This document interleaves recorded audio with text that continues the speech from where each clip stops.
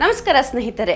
ರಾಜ್ಯ ಸರ್ಕಾರದ ಮಹತ್ವಾಕಾಂಕ್ಷಿ ಯೋಜನೆಯಾದ ಶಕ್ತಿ ಮಹಿಳಾ ಸಬಲೀಕರಣದ ಜೊತೆಗೆ ರಾಜ್ಯದ ಆರ್ಥಿಕ ಬೆಳವಣಿಗೆಯಲ್ಲಿ ಗೇಮ್ ಚೇಂಜರ್ ಆಗಿಯೂ ಹೊರಹೊಮ್ಮಿದೆ.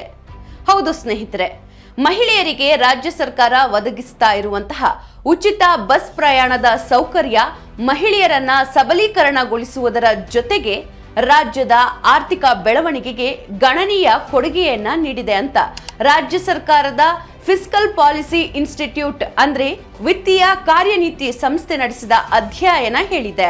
ಈ ವರದಿಯ ಪ್ರಕಾರ ಶಕ್ತಿ ಯೋಜನೆಯ ಕಾರಣಕ್ಕೆ ಉದ್ಯೋಗಗಳಲ್ಲಿ ಮಹಿಳೆಯರ ಭಾಗವಹಿಸುವಿಕೆ ಹೆಚ್ಚಳವಾಗಿದ್ದು, ರಾಜ್ಯದ ಸರಕು ಮತ್ತು ಸೇವಾ ತೆರಿಗೆ ಅಂದ್ರೆ ಜಿಎಸ್ಟಿ ಸಂಗ್ರಹ ಕೂಡ ಹೆಚ್ಚಳವಾಗಿದೆ.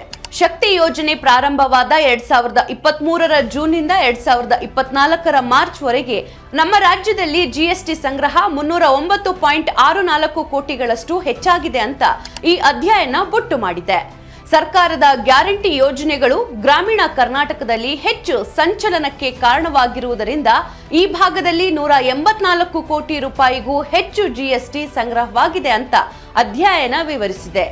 ಶಕ್ತಿ ಯೋಜನೆಯಿಂದಾಗಿಯೇ ಕೆಲಸಕ್ಕೆ ಹೋಗುವ ಮಹಿಳೆಯರ ಸಂಖ್ಯೆಯೂ ಹೆಚ್ಚಾಗಿದೆ ಅಂತ ಈ ಅಧ್ಯಯನ ತಿಳಿಸಿದೆ.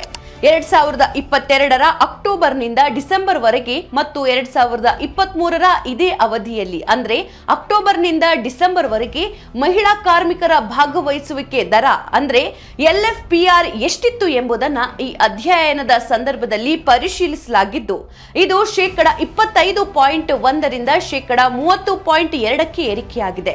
ಅಂದರೆ 2022ಕ್ಕಿಂತ ಹೆಚ್ಚು ಮಹಿಳೆಯರು 2023ರಲ್ಲಿ ಕೆಲಸಕ್ಕೆ ಹೋಗ್ತಿದ್ದಾರೆ.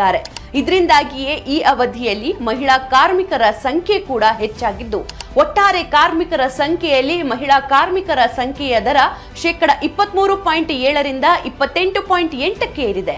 ವಿಶ್ವದಲ್ಲಿ ಭಾರತ ಅತಿ ಕಡಿಮೆ ಮಹಿಳಾ ಕಾರ್ಮಿಕರ ಭಾಗವಹಿಸುವಿಕೆಯನ್ನು ಹೊಂದಿದೆ. ಇದಕ್ಕೆ ಸಂಬಂಧಪಟ್ಟ 131 ರಾಷ್ಟ್ರಗಳ ಪೈಕಿ 120ನೇ ಶ್ರೇಯಾಂಕವನ್ನ ಭಾರತ ಪಡೆದುಕೊಂಡಿದೆ. ಹೀಗಾಗಿಯೇ ಮಹಿಳಾ ಕಾರ್ಮಿಕರ ಭಾಗವಹಿಸುವಿಕೆಯನ್ನ ಹೆಚ್ಚಿಸಲು ಸರ್ಕಾರ ನಿರಂತರವಾಗಿ ಪ್ರಯತ್ನ ನಡೆಸಿಕೊಂಡೇ ಬಂದಿತ್ತು. ಮಹಿಳೆಯರು ವೇತನ ದೊರೆಯುವ ಉದ್ಯೋಗ ಮಾಡುವುದು ಹೆಚ್ಚಾಗಬೇಕು ಮತ್ತು ಆ ಮೂಲಕ ದೇಶದ ಆರ್ಥಿಕತೆಗೆ ದೊಡ್ಡ ಕೊಡುಗೆಯನ್ನ ನೀಡುವಂತಾಗಬೇಕು ಅಂತ ಆಶಿಸಲಾಗಿತ್ತು. ಇದನ್ನು ಈಗ ರಾಜ್ಯದಲ್ಲಿ ಶಕ್ತಿ ಯೋಜನೆ ಸಾಧ್ಯವಾಗಿಸ್ತಾ ಇದೆ.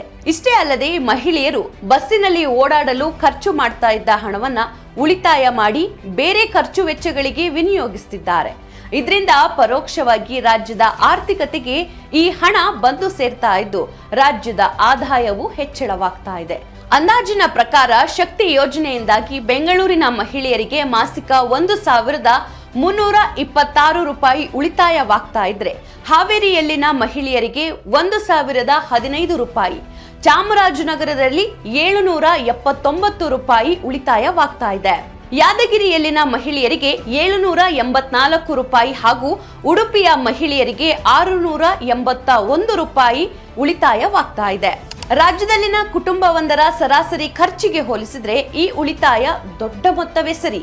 ಅನೇಕ ಮಹಿಳೆಯರು ಉಚಿತ ಪ್ರಯಾಣದ ಈ ಅವಕಾಶವನ್ನ ಬಳಸಿಕೊಂಡು ಆದಾಯ ನೀಡುವಂತಹ ಕೆಲಸ ಕಾರ್ಯಗಳಲ್ಲಿ ತಮ್ಮನ್ನ ತೊಡಗಿಸಿಕೊಳ್ತಾ ಇದ್ದು ಆರ್ಥಿಕವಾಗಿ ಬಲಗೊಳ್ತಿದ್ದಾರೆ. ಇದು ಸ್ಥಳೀಯ ಆರ್ಥಿಕತೆಯಲ್ಲಿ ಸಂಚಲನಕ್ಕೂ ಕಾರಣ ಆಗ್ತಾ ಇದೆ. ಹೀಗಾಗಿ ಶಕ್ತಿ ಗ್ಯಾರಂಟಿ ಯೋಜನೆ ರಾಜ್ಯದ ಆರ್ಥಿಕತೆಗೆ ಶಕ್ತಿ ತುಂಬುತ್ತಿದೆ ಅಂತಾನೆ ಹೇಳಬಹುದು. ನಮಸ್ಕಾರ.